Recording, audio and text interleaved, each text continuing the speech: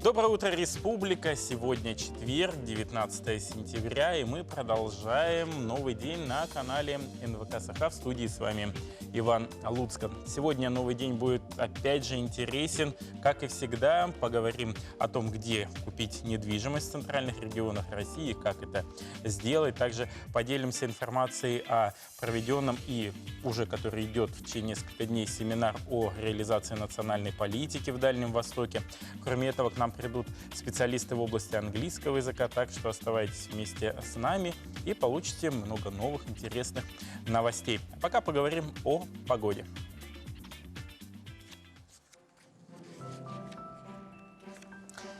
Сегодня, по данным Якутского управления по гидрометеорологии и мониторингу окружающей среды, в центральных улусах в 6 утра была температура воздуха от 0 до плюс 2 градусов днем, плюс 6, плюс 9. В Заречье минус 1, плюс 2 утром, днем плюс 6, плюс 9. На юге республики минус 6, минус 1, днем плюс 8, плюс 9. В Вилюйских улусах минус 2, плюс 3. Днем плюс 2, плюс 7. В Нижнеленских улусах плюс 2, плюс 3 утром, днем плюс 5. На западе республики минус 1, плюс 2, днем плюс 1, плюс 6. В Колыму-Индигирских улусах плюс 1, плюс 7, днем плюс 3, плюс 9. В Янских улусах плюс 2, плюс 4, днем плюс 4, плюс 10. А на северо-западе плюс 1, плюс 5, днем плюс 3, плюс 5. В Якутске в 6 утра температура воздуха была плюс 1 градус. Атмосферное давление 752 миллиметра ртутного столба. Ветер в течение дня будет дуть юго-западный, температура воздуха составит плюс 6, плюс 8 градусов. Ну а пока собирался на работу, вдруг неожиданно Якутск окутал сильный туман. Прямо такая мгла надвигалась в окно. И пока ехал на работу, он все сгущался и сгущался. Сейчас, правда, не знаю, может быть, с потеплением он уже успел рассеяться. Сейчас хочется передать слово информационной службе нашего канала «Новости».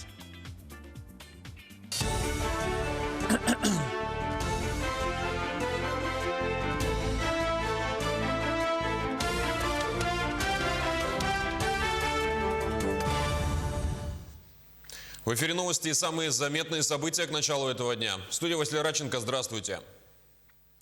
В городе Чеген в Кабардино-Балкарии в ходе контртеррористической операции нейтрализовали 2 бандитов, планировавших совершить теракт. В среду ночью в ходе оперативно-розыскных мероприятий органы безопасности получили информацию о том, что в одном из частных домов находятся 2 вооруженных бандитов, принадлежащих к религиозно-экстремистской группировке. Управление ФСБ приняло решение действовать незамедлительно. Прилегающая к зданию территория была оцеплена, засевшие в доме бандиты им предложили сложить оружие и сдаться властям. В ответ они открыли огонь по сотрудникам правоохранительных органов и в ходе боеконтакта были нейтрализованы. На месте перестрелки обнаружили готовое к применению самодельное взрывное устройство, автоматы и боеприпасы к ним. По оперативным данным, боевики планировали совершение теракта на территории Кабардино-Балкарии. На данный момент их личности установлены, проходят оперативно-розыскные мероприятия и следственные действия. Потерь среди сотрудников и правоохранительных органов и пострадавших среди гражданского населения нет. Прилегающая к зданию территории была оцеплена. Засевшим в доме бандитам было предложено сложить оружие и сдаться властям. В ответ они открыли огонь по сотрудникам правоохранительных органов и в ходе боеконтакта были нейтрализованы. На месте перестрелки обнаружено готовое к применению самодельное взрывное устройство, автоматы и боеприпасы к ним. Личности боевиков предварительно установлены. По имеющимся данным, они намеревались совершить преступление террористической направленности на территории республики. Владимир Путин встретился с лидерами тех проектов и компаний национальной технологической инициативы. Целью встречи стало обсуждение текущей ситуации в сфере высоких технологий. Во вступительном слове президент отметил, что эти направления сегодня чрезвычайно важны. Связаны не только с передовыми технологиями, но и с выходом на решение социальных вопросов с помощью современных сервисов и информационных платформ. Спикеры от компании отметили, что сейчас появляется все больше стартапов, которые нацелены на крупнейшие государственные сферы, например, на производство собственного оборудования для космической отрасли. Из причин, мешающих бизнесу, назвали большое количество необходимых документов, лицензий ФСБ, Минобороны и так далее. И за время, пока идет их оформление, истекают сроки торгов и конкурсов. Владимир Путин пообещал обсудить это с коллегами и, если возможно, что-то сделать, не нарушая безопасность, рассмотреть вопрос об упрощении этих механизмов. Наши региональные разработчики в космос пока не полетели, но от современного мира тоже стараются не отставать. Так, индивидуальный предприниматель села Бердигистяк горного района осваивает массовое производство рекламы на новом современном оборудовании. На сегодняшний день каждый второй билборд, интерьер детских учреждений, школ и многочисленных суверенных изделий – это работа Ивана Андросова. Начать предпринимательскую деятельность еще в 2006 году в планах у Ивана была мечта приобретения современного лазерного оборудования.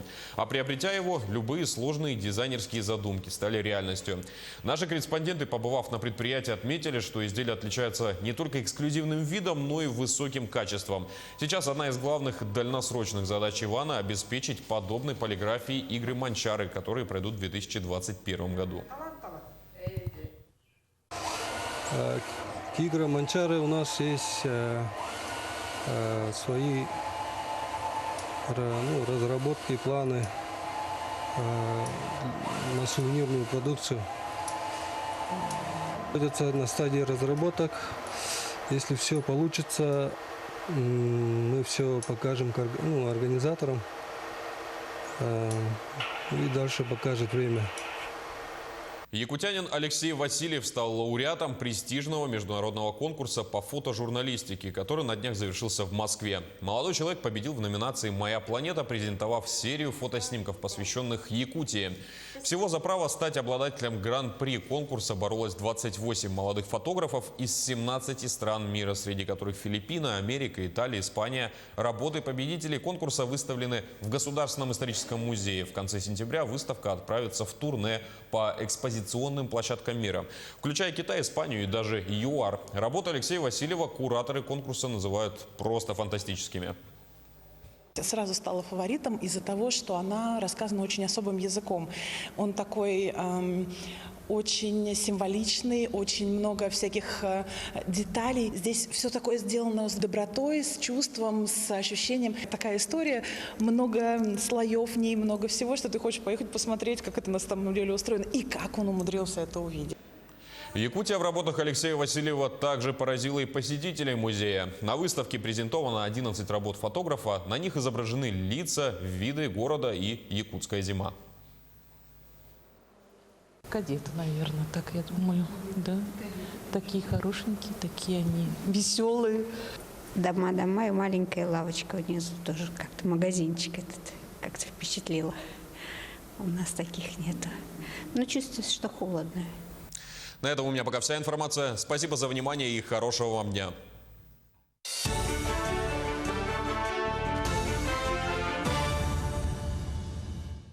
Спасибо большое информационной службе нашего канала. А мы продолжаем. Портал госуслуги, о которых мы говорим регулярно. Есть у нас и постоянная рубрика о том, какие услуги там появляются новые и расширяются раз от раза. Но есть еще и портал «Электронная Якутия» eyakutia.ru, и им тоже можно воспользоваться более подробно в нашем следующем сюжете.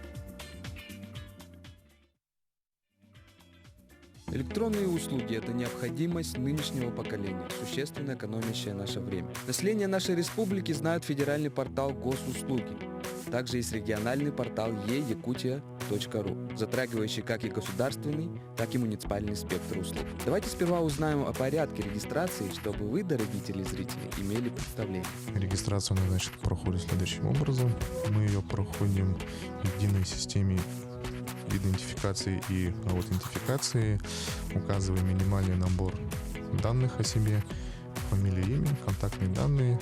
После регистрации у нас создается стандартная учетная запись в виде СИА, после чего мы должны будем заполнить паспортные данные о себе, СНИЛС. Таким несложным способом мы прошли стандартную регистрацию. Но если вы хотите охватить весь спектр услуг, вам надо будет пройти подтверждение личности.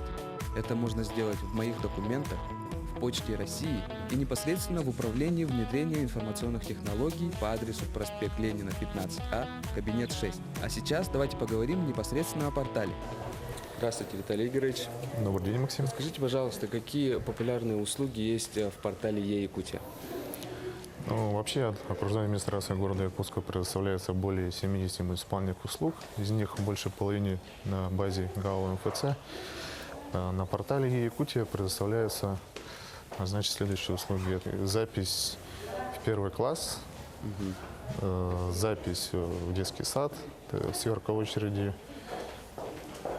Дальше получается постановка в очередь на получение земельного участка многодетным семьям. Учетная запись ЕСЯ, единой системы идентификации и аутентификации.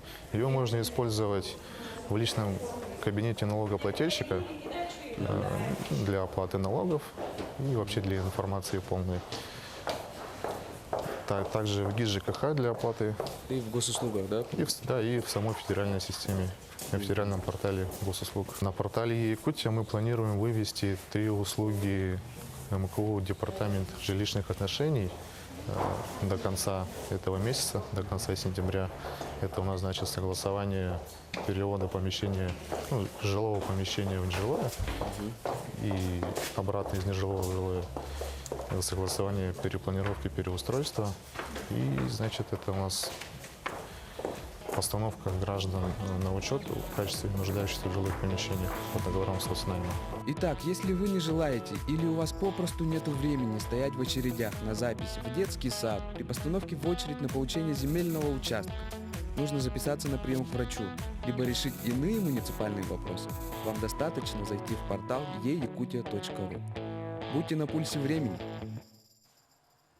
Спасибо коллегам за информацию. Мы продолжаем. У нас в студии гости, представители агентства Туймада недвижимость, Светлана Кузьмина, руководитель отдела продаж этого агентства, и Александр Максимов, специалист по недвижимости агентства Туймада недвижимость. Доброе утро. Поговорим мы о предстоящей ярмарке, которую организует ваше агентство. Что это за ярмарка и где она пройдет? Сначала хотелось бы отметить, что в последнее время отмечается большая тенденция переезда наших якутян за пределы республики. То есть люди, которые думают о будущем своих детей, покупают квартиры и переезжают в города Центральной России. В связи с этим очень большой спрос на покупку недвижимости. И мы решили провести ярмарку, где наши якутяне смогут приобрести недвижимость, скажем, не выезжая за пределы республики. Вот наша ярмарка пройдет 20 и 21 сентября, это в эту пятницу, и субботу «Полярная звезда», второй этаж «Зимний сад». И, надо сказать, и центральные города, Москва, Санкт-Петербург, и в Якутске новостройки, и вторичный рынок будем продавать. Так что мы ждем своих клиентов, наших якутян. Чем эта ярмарка будет особенна? Возможно, чем она удивит якутян? Какие будут предложения? Вы знаете, Иван, в настоящее время большое количество вопросов поступает к нам. Люди интересуются, как же получить налоговый вычет, вопросы, касающиеся органов опеки и так далее. Мы пригласили специалистов налоговой службы, также будет специалист органа опеки и также МФЦ. Люди смогут задать интересующие их вопросы и получить ответы. И очень выгодное предложение от нашей компании будут квартиры без первоначального взноса в городе Москва.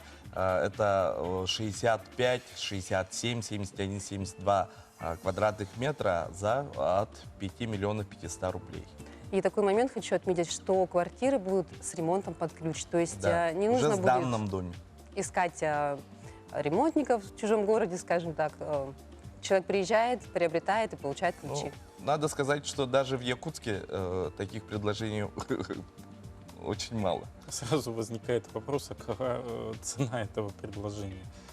От 5 миллионов 500 рублей. 65 квадратов. Это двух- или однокомнатная? Двухкомнатная. Двухкомнатная, площадь которой позволяет сделать даже трехкомнатную. А вот сейчас по ипотеке, да, вот как раз затронули вопрос, что без первоначального взноса, но при этом какие сохраняются процентные ставки и конкретно под это предложение, и в целом на рынке, что мы можем наблюдать? Ну, у нас процентные ставки в банках 4,7, начинается от 4,7%, и У каждого банка свое выгодное предложение, зарплатный проект, многодетные и очень много проектов. Как раз 4 банка у нас будет на ярмарке, и клиент может к каждому банку обратиться и выгодное предложение в одном месте и получить ипотеку. А какие банки будут принимать участие в ярмарке? Банки у нас самые ведущие: Сбербанк, Газпром, ВТБ. ВТБ и Россельхозбанк. Вот как раз-таки вот по покупке в центральных регионах, о которых вы, Светлана, говорили, можно ли как-то приобрести, не выезжая туда непосредственно, может быть, как-то какую-то, может, 3D, не знаю, экскурсию вы там проводите или просто представляете интересный проспект, чтобы знать, чтобы не взять-то кота в мешке? Да, конечно. Во-первых, когда человек придет к нам на ярмарку, или же просто к нам в офис, мы предоставляем полную информацию о данном объекте, рассказываем. Также можно посмотреть видео. И не обязательно выезжать. То есть я бы даже сказала, что большинство и не выезжают. Приобретают здесь. Если это ипотечная сделка, то мы сопровождаем клиента в банк.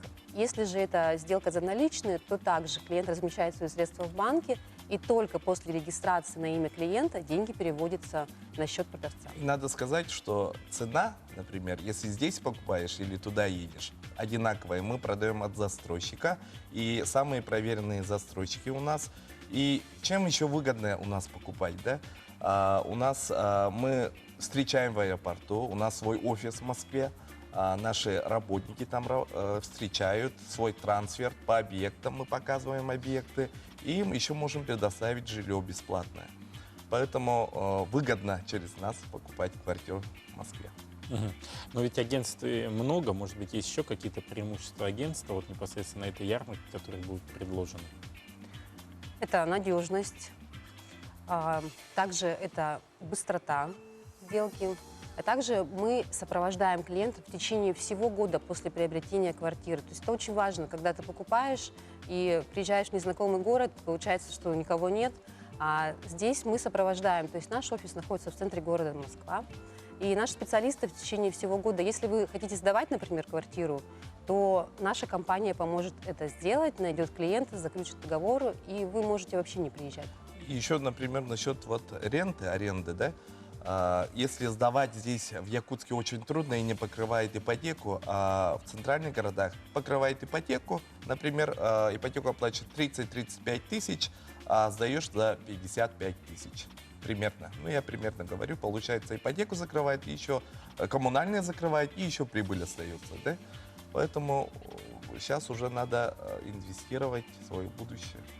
Вот как раз перед тем, как вы пришли на эфир, с утра готовился и прочитал такую новость, что рынок недвижимости может немножко утухнуть в связи с тем, и цены подняться из-за того, что переход на эскроу-счета, и до 2021 года, пока эта реформа идет, необходимо вкладываться в недвижимость. Вот что бы вы посоветовали непосредственно якутянам, может быть, какие-то еще есть новые объекты, когда надо успеть, где еще держатся цены нормальные? Да, вы абсолютно правы. 1 июля вступил в силу данный закон по эскроу-счетам. С одной стороны, это безопасность для покупателей, а с другой, конечно, по прогнозам экспертов, цены возрастут. Поэтому мы советуем приобретать недвижимость в ближайшее время, потому что цена держится на хорошем уровне, да? А в ближайшее время планируется повышение цен, потому что застройщики будут прибегать к кредитным средствам, соответственно, цены поднимутся в среднем на 10-15%. Давайте напомним, где будет проходить ярмарка. Ярмарка будет проходить в эту пятницу, субботу, 20 и 21 сентября. Полярная звезда, 2-й этаж. Мы всех наших клиентов, якутян, ждем. И не только новостройки, и вторичный рынок, и дачи, и участки. Со скольки до скольки будет работать? А с 10 утра до 7 вечера. Спасибо большое. Я напомню, что у нас в студии сегодня были представители агентства «Туймада недвижимость». Это Светлана Кузьмина, руководитель отдела продаж, и специалист по недвижимости Александр Максимов. Спасибо большое. Спасибо. Желаю удачного проведения ярмарки, и чтобы каждый клиент нашел себе что-то по душе. Спасибо, всего доброго. Ну а мы продолжаем. У каждого у нас есть в домашнем архиве видеозаписи. Помните, когда мы записывали на так называемые ВХС кассеты, потом просматривали семью, потом многие кассеты невозможно было найти с фильмами. Но, кстати, известный факт, что в нормальном качестве данные записи хранятся всего 10-15 лет. С переходом на цифровые технологии эти кассеты можно оцифровать, чтобы сохранить видео на многие-многие годы. Молодежный архивный центр разработал проект для создания общественного электронного архива «Цифровая история Якутии». Целью проекта является вовлечение молодежи и населения республики в работу по сохранению исторической памяти путем оцифровки носителей информации из личных семейных архивов. Мы планируем как минимум 5 лет работы по данному проекту. К декабрю настоящего года, то есть 2019 года, мы должны запустить сайт, то есть электронную площадку, где будут выкладываться материалы с разрешения владельцев, то есть держателей авторских прав. По планам нашего проекта мы планируем в течение 5 лет охватить всю республику, то есть население республики, для оцифровки их семейных архивов. В нашу эпоху цифровых технологий для нас стало совершенно обыденным сохранять семейные архивы, фото и видеозаписи в цифровом формате. Однако существует немало тех, кто хранит свои бесценные воспоминания на видеокассетах разных типов. Решить эту проблему помогает технология оцифровки. Она позволяет остановить старение домашних видеозаписей и фотографий.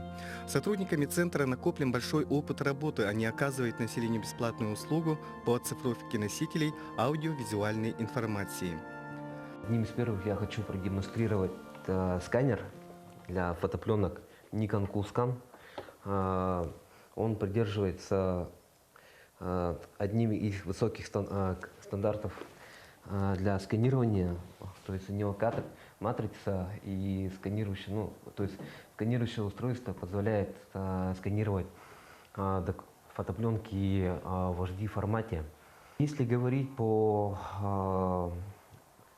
сохранности материалов, то я хотел бы отметить, что, например, 90-е годы Konica фотопленки, у них качество более-менее нормально сохранное, а фотопленки советского периода, они высыхают, можно сказать, да, вот, и в связи с этим приходится проводить реставрационные работы, то есть по склейке ленты, по восстановлению перфорации ленты и так далее.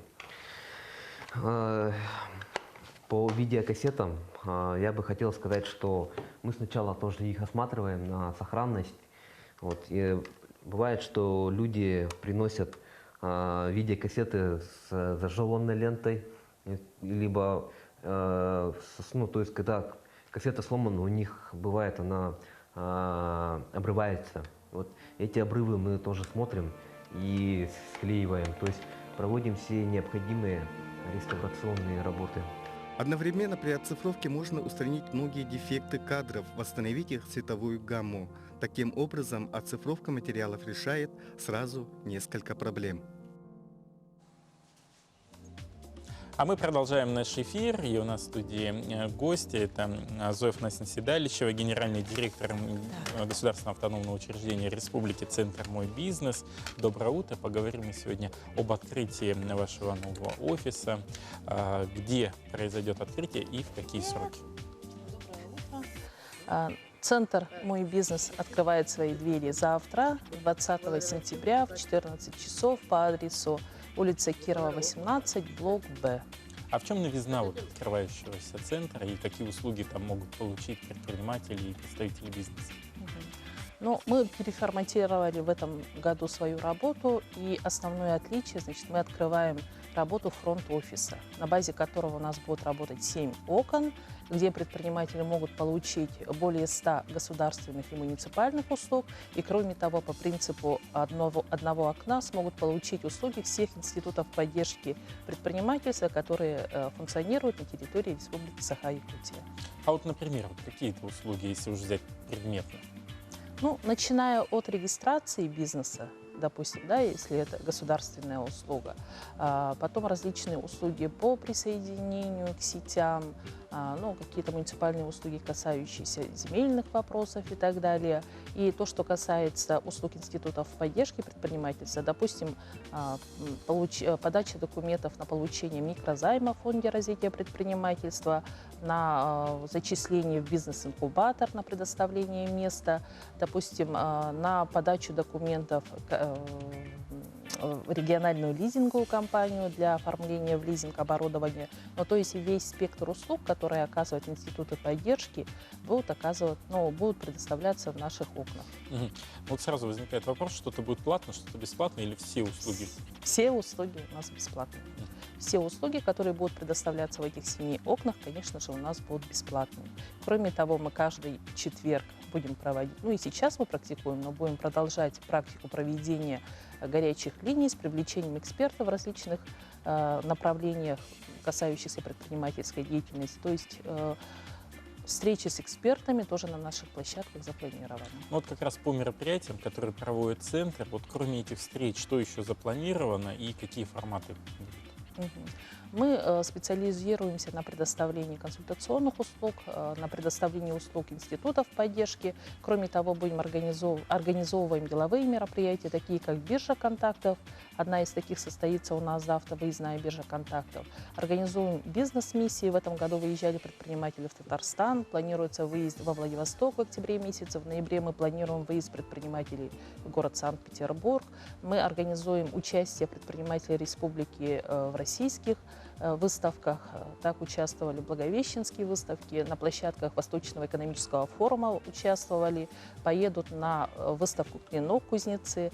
Кроме того, мы организуем выставку «Бизнес-Экспо», это межотраслевая выставка, которая состоится у нас в декабре месяце. Совместно с администрациями районов мы организуем зональные форумы предпринимателей. Вот буквально 26-го у нас состоится форум для молодежное предпринимательство в городе Неринг, в Нерингринском районе. И в ноябре месяце состоится зональный форум Вилюйской группы районов в городе Нюрба.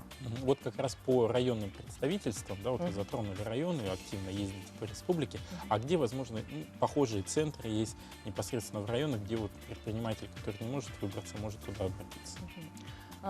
Мы, значит, формат нашего фронт-офиса переносим и на районы. Так у нас открыты окна центра «Мой бизнес» в Мегино-Кангаласском, в Намском, Алданском, Мегино-Кангаласский, Намский, Алданский, Нюрбинском районах. И в этом году, до конца года, у нас откроют двери еще 6 окон нашего центра, в 6 муниципальных районах. В том числе, значит, на базе муниципального центра «Мой бизнес» в Мирнинском районе. То есть и там также будут предоставляться государственные муниципальные услуги и услуги институтов поддержки предпринимательства. Вот, может, такой вопрос интересный. Мониторили ли вы, где самые активные предприниматели, интересующиеся, чаще всего обращающиеся за такой формой поддержки? В каком районе или в городе Якутске только лишь? Мы выстраиваем свою стратегию развития наших окон Центра оказания услуг по принципу того, где наиболее высокая активность предпринимателей. То есть вот те районы, в которых уже открыты окна Центра «Мой бизнес», и 6 районов, в которых будут открыты, это наиболее активная, наблюдается наибольшая активность предпринимателей, предпринимательских инициатив. А могут ли обратиться в ваш открывающий центр те, кто только планирует открыть бизнес, еще не является предпринимателем? Да, конечно. Это одна из наших основных задач, основных направлений деятельности. Это вовлечение в предпринимательскую деятельность, популяризация предпринимательской деятельности. Поэтому мы, конечно, очень рады, когда к нам приходят предприниматели, которые только-только планируют, прицеливаются и так далее. Напомним адрес открытия. Кирова, 18, блок Б, здание бизнес-центра. Вот всех предпринимателей ждут завтра в 2 часа на открытие нового, своего рода многофункционального центра непосредственно для представителей бизнеса. Я напомню, что у нас сегодня в гостях была Зофья Седалищева, генеральный директор ГАО РСЯ «Центр Мой бизнес». Спасибо большое. Но сейчас мы прервемся на короткую рекламную паузу. Оставайтесь вместе с нами. За время паузы вы можете написать сообщение на наш WhatsApp номер 8 914 279 22 62. Жду.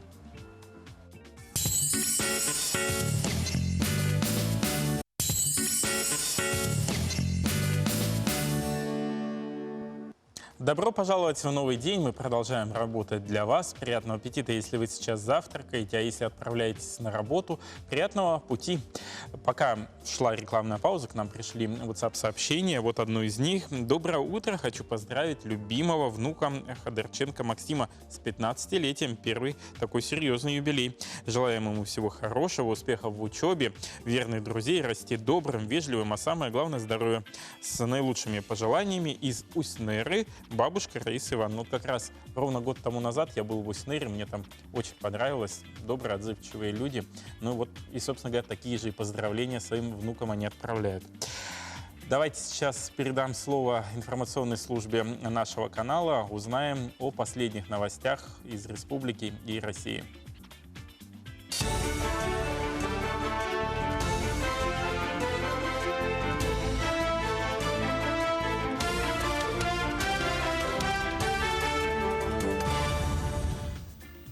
В эфире новости и самые заметные события к началу этого дня. В студии Василий Радченко. Здравствуйте. В городе Чеген в Кабардино-Балкарии в ходе контртеррористической операции нейтрализовали 2 бандитов, планировавших совершить теракт. В среду ночью в ходе оперативно-розыскных мероприятий органы безопасности получили информацию о том, что в одном из частных домов находятся 2 вооруженных бандитов, принадлежащих к религиозно-экстремистской группировке. Управление ФСБ приняло решение действовать незамедлительно. Прилегающая к зданию территория была оцеплена, засевшие в доме бандиты им предложили сложить оружие и сдаться властям. В ответ они открыли огонь по сотрудникам правоохранительных органов и в ходе боеконтакта были нейтрализованы. На месте перестрелки обнаружили готовое к применению самодельное взрывное устройство, автоматы и боеприпасы к ним. По оперативным данным, боевики планировали совершение теракта на территории Кабардино-Балкарии. На данный момент их личности установлены, проходят оперативно-розыскные мероприятия и следственные действия. Потерь среди сотрудников и правоохранительных органов и пострадавших среди гражданского населения нет. Прилегающая к зданию территории была оцеплена. Засевшим в доме бандитам было предложено сложить оружие и сдаться властям. В ответ они открыли огонь по сотрудникам правоохранительных органов и в ходе боеконтакта были нейтрализованы. На месте перестрелки обнаружено готовые к применению самодельное взрывное устройство, автоматы и боеприпасы к ним. Личности боевиков предварительно установлены. По имеющимся данным, они намеревались совершить преступление террористической направленности на территории республики. Владимир Путин встретился с лидерами тех проектов и компаний национальной технологической инициативы. Целью встречи стало обсуждение текущей ситуации в сфере высоких технологий. Во вступительном слове президент отметил, что эти направления сегодня чрезвычайно важны. Связаны не только с передовыми технологиями, но и с выходом на решение социальных вопросов с помощью современных сервисов и информационных платформ. Спикеры от компании отметили, что сейчас появляется все больше стартапов, которые нацелены на крупнейшие государственные сферы, например, на производство собственного оборудования для космической отрасли. Из причин, мешающих бизнесу, назвали большое количество необходимых документов, лицензий ФСБ, Минобороны и так далее. И за время, пока идет их оформление, истекают сроки торгов и конкурсов. Владимир Путин пообещал обсудить это с коллегами и, если возможно, что-то сделать, не нарушая безопасность, рассмотреть вопрос об упрощении этих механизмов. Наши региональные разработчики в космос пока не полетели, но от современного мира тоже стараются не отставать. Так, индивидуальный предприниматель села Бердигестяк горного района осваивает массовое производство рекламы на новом современном оборудовании. На сегодняшний день каждый второй билборд, интерьер детских учреждений, школ и многочисленных суверенных изделий – это работа Ивана Андросова. Начать предпринимательскую деятельность еще в 2006 году в планах у Ивана была мечта приобретения современного лазерного оборудования. А приобретя его, любые сложные дизайнерские задумки стали реальностью. Наши корреспонденты, побывав на предприятии, отметили, что изделия отличаются не только эксклюзивным видом, но и высоким качеством. Сейчас одна из главных дальносрочных задач Ивана – обеспечить подобной полиграфии игры «Манчары», которые пройдут в 2021 году. К играм «Манчары» у нас есть свои разработки, планы на сувенирную продукцию. Находится на стадии разработок. Если все получится, мы все покажем организаторам и дальше покажет время. Якутянин Алексей Васильев стал лауреатом престижного международного конкурса по фотожурналистике, который на днях завершился в Москве. Молодой человек победил в номинации «Моя планета», презентовав серию фотоснимков, посвященных Якутии. Всего за право стать обладателем гран-при конкурса боролось 28 молодых фотографов из 17 стран мира, среди которых Филиппины, Америка, Италия, Испания. Работы победителей конкурса выставлены в Государственном историческом музее. В конце сентября выставка отправится в турне по экспозиционным площадкам мира, включая Китай, Испанию и даже ЮАР. Работы Алексея Васильева кураторы конкурса называют просто фантастическими. Сразу стала фаворитом из-за того, что она рассказана очень особым языком. Он такой очень символичный, очень много всяких деталей. Здесь все такое сделано с добротой, с чувством, с ощущением. Такая история, много слоев в ней, много всего, что ты хочешь поехать посмотреть, как это на самом деле устроено и как он умудрился это увидеть. Якутия в работах Алексея Васильева также поразила и посетителей музея. На выставке презентовано 11 работ фотографа. На них изображены лица, виды города и якутская зима. Кадеты, наверное, так я думаю, да. Такие хорошенькие, такие они веселые. Дома и маленькая лавочка внизу тоже как-то магазинчик этот как-то впечатлило. У нас таких нету. Но чувствуется, что холодно. На этом у меня пока вся информация. Спасибо за внимание и хорошего вам дня.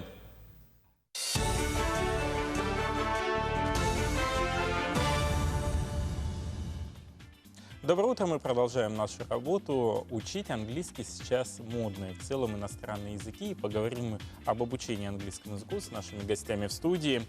Это Надежда Варламова, преподаватель языковой школы I Speak English, и Юэн Джонс, тоже преподаватель языковой школы I Speak English. Доброе утро. Доброе утро. Наверное, первый вопрос. С какого возраста вообще можно и нужно изучать иностранные языки? So what do you think? I think the younger the better. Чем раньше, тем лучше. Ну, вот вы бы посоветовали с скольки, может, с 3, с 4, с 5 лет? Ну, у меня был опыт преподавания детям от полутора лет, поэтому чем раньше, тем лучше на самом деле, да. И как? Это все можно делать играючи, и дети, они очень быстро все воспринимают. Чем раньше начинается обучение, тем лучше. Вот, например, у нас есть дети, кто на протяжении 7 лет с нами обучается. Например, Анна Полубелова в этом году, она прошла международный экзамен TOEFL, получила максимальный балл, ее пригласил на бесплатное обучение в университет в Корее. Сколько ей лет? Сейчас ей 15 лет. И занималась она уже сколько? Ну, она пришла к нам, когда ей было 8. То есть вот 7, получается, лет, да? А вот вы сказали, что полтора годика детям было. А как вы их мотивировали? Вот как? Это все можно делать, используя, конечно же, песни, очень такие интересные игры, да. Ведь вот когда ребенок к нам попадает на занятия, то он тут же начинает с большим интересом изучать английский язык. А вот в чем уникальность тогда ваших программ непосредственно в I Speak English? Мы используем коммуникативный подход. Это методика, которая предполагает, что студенты с первых занятий начинают разговаривать, говорить.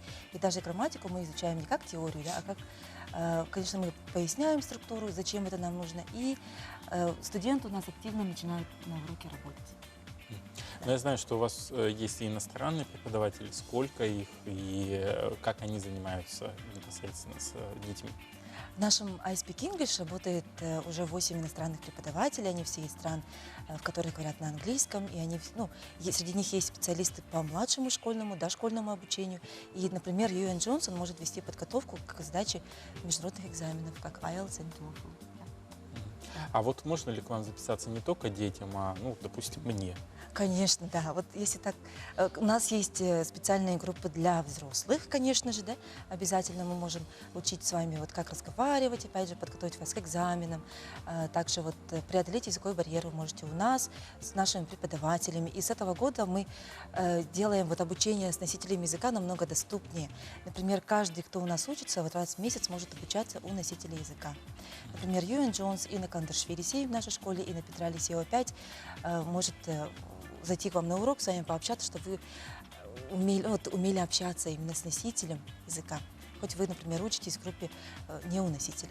Кстати, вы затронули адреса. Да. 2 офиса, получается, да? Еще раз.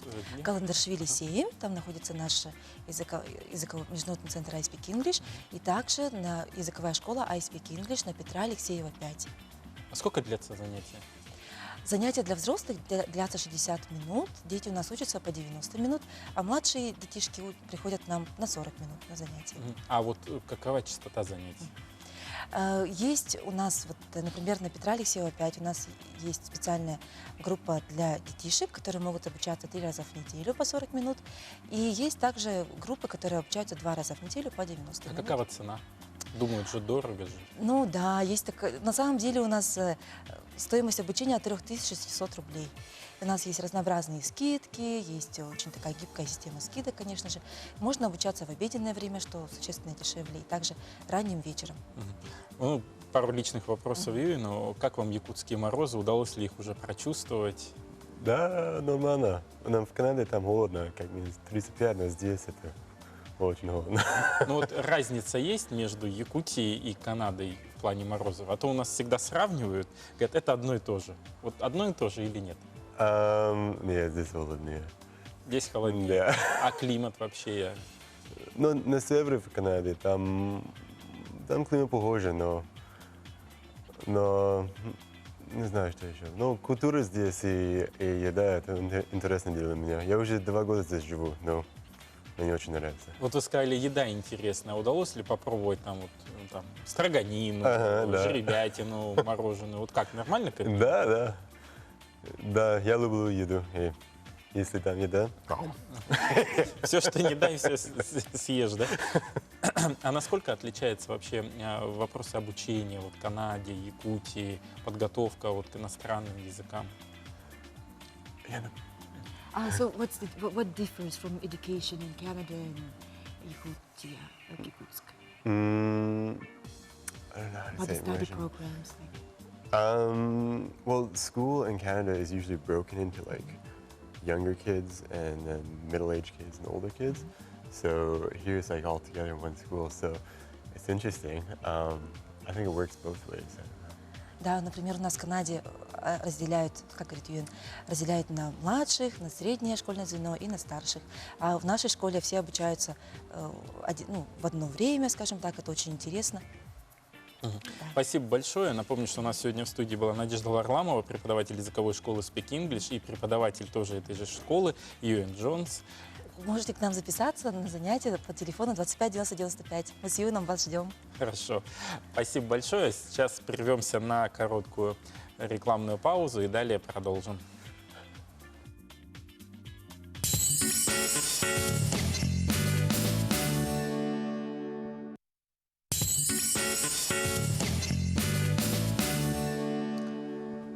А мы продолжаем новый день, и одно из сообщений, которое пришло на наш студийный номер 8 914 279 22 62, звучит так.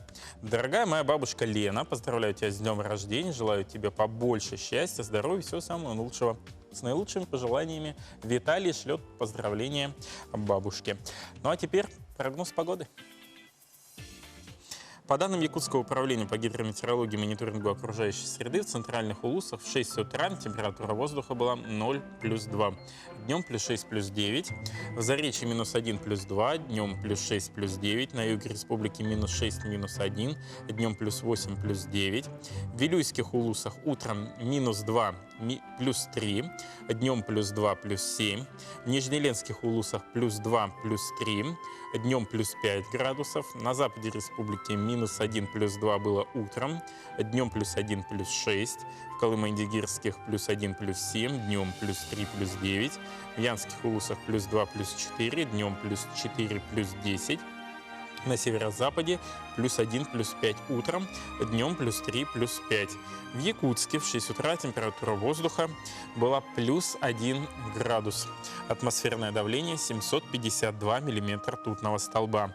В течение дня в Якутске ветер будет дуть юго-западный, скорость его будет составлять 1 метр в секунду.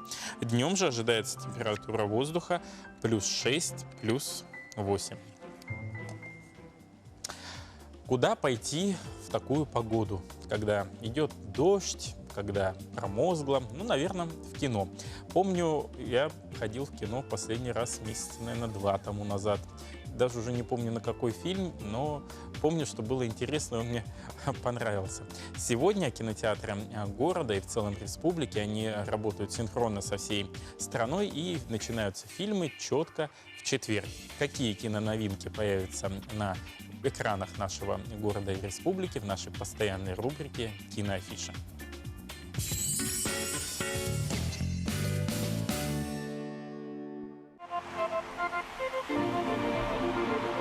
Месяц назад ты был жалким неудачником.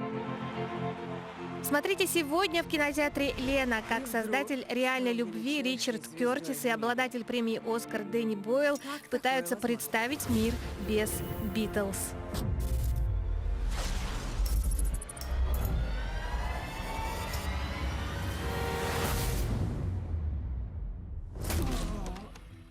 Улыбочку. Главный герой Джек живет в небольшом, прибрежном, почти неприметном городке Англии. Еще со школы он сочиняет песни, вот только они никому не интересны. Подруга детства выступает в роли его менеджера и периодически бронирует слоты для его выступлений на разных музыкальных фестивалях. В тот день, когда Джек окончательно решил завязать с музыкой, происходит нечто странное. Во всем мире на минуту отключается электричество, и как раз в этот момент парня сбивает фургон. Вскоре после выписки из больницы Джек осознает, что он единственный, кто помнит все песни легендарной группы. Он решает не терять время и воспользоваться этим. Твоя музыка — это потрясающе. Ты просто обязан поехать в Лос-Анджелес. Я предлагаю тебе деньги и славу. Мелодия песни «Yesterday» пришла к Полу Маккартни практически во сне. Он проснулся в гостиничном номере с музыкальным мотивом в мыслях и на съемочной площадке фильма «Help» пытался подобрать к мелодии слова. У Бойла в картине Джек открывает глаза на следующий день после аварии, без двух передних зубов, с разбитой головой, синяками по всему телу и с четким желанием покончить со своей музыкальной карьерой раз и навсегда. Ой, не та дверь. Вы сами пишете свои песни? Да. Фильм, который беззастенчиво льстит Битлз. При всем их таланте вряд ли в реальности бит-рок 60-х мог принести такую же популярность в 2010-м, да еще и в исполнении музыканта-любителя. Тем не менее, фан-допущение тут формально есть и забавное. А на повторное рождение битловских песен интересно посмотреть. Скоро в кино. Эта яхта — наше будущее. А любителей ужасов сегодня ждет американский мистический триллер «Проклятие Мэри». У Мэри завелась воображаемая подруга. Они разговаривают по ночам. Не играй со страшной Мэри. Мэри – это 70-летнее судно, купленное главным героем на аукционе в надежде на то, что загадочное происхождение яхты сможет обеспечить счастливое будущее его семье. Однако сразу после того, как корабль уходит в море, старого капитана и его семью ждут жуткие приключения. В главной роли фильма неожиданно для многих снялся Гэри Олдман. И это уже повод для его просмотра, так как жанр для актера не очень привычный. Теперь все это принадлежит ей.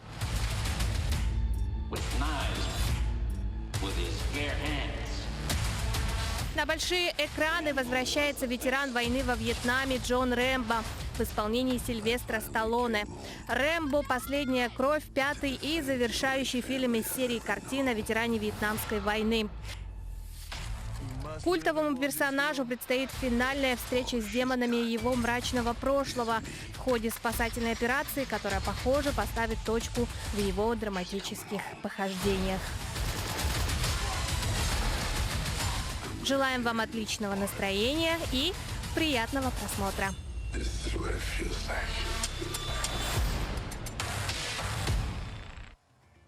Доброе утро, мы продолжаем новый день. Я напомню, что сегодня четверг, 19 сентября, и на днях в республике стартовал дальневосточный семинар по реализации государственной национальной политики.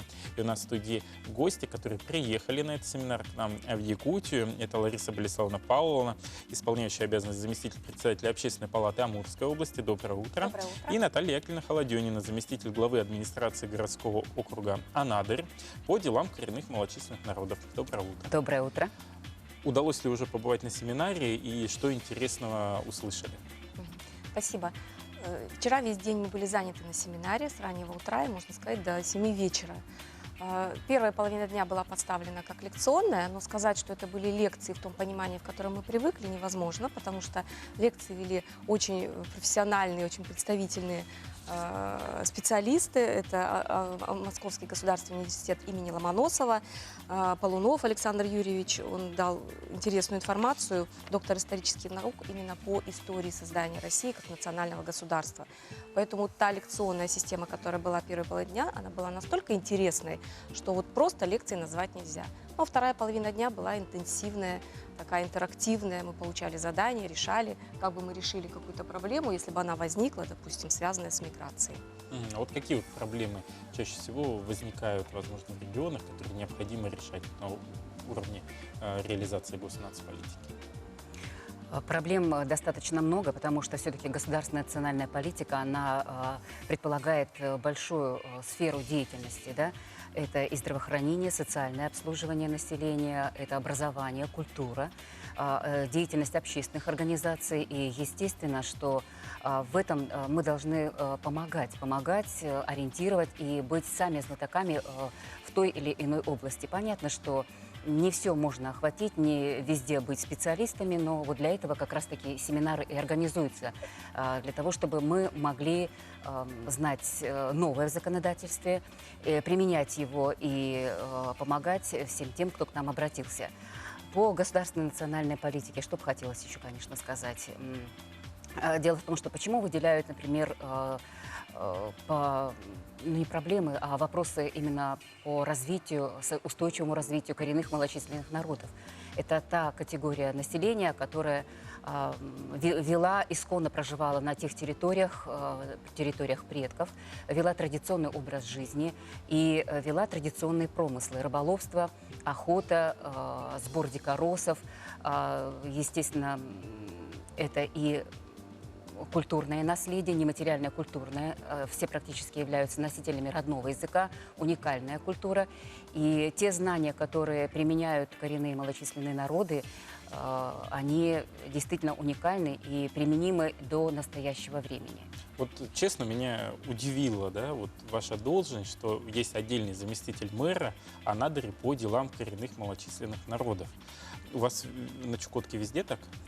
Да, на территории Чукотского автономного округа у нас в каждом муниципальном образовании работают заместители глав, которые ведут не только, скажем, работу по коренным малочисленным народам, но и отчасти решают вопросы и миграционной политики, ну и другие.